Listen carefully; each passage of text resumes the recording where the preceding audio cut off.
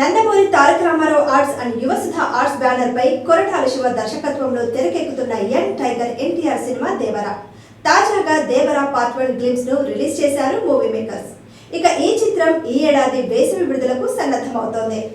ఈ గ్లిమ్స్ లో చూసినట్లయితే ఒక గాఢ సముద్రంలో ప్రయాణించే ఓడలో జరిగే భీకర పోరాట దృశ్యాలు ఒక నిధి లేదా సంపద కోసం జరిగే మారణ హోమంలా చూపించాడు దర్శకుడు కొరటాల శివ.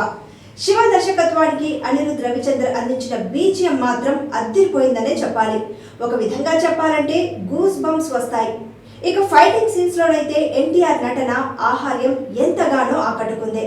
ఈ సముద్రం శాపల్ని కంటే కత్తుల్ని నెత్తుర్ని ఎక్కువ చూసుండాలి, అందుకేనేమో దీన్ని ఎర్ర సముద్రం అంటారు అని ఎన్టీఆర్ చెప్పే డైలాగ్ మాత్రం పీక్ లో ఉంటుంది. మొత్తానికి ఎన్టీఆర్ దేవరతో మరో చరిత్ర సృష్టించబోతున్నాడనే చెప్పాలి.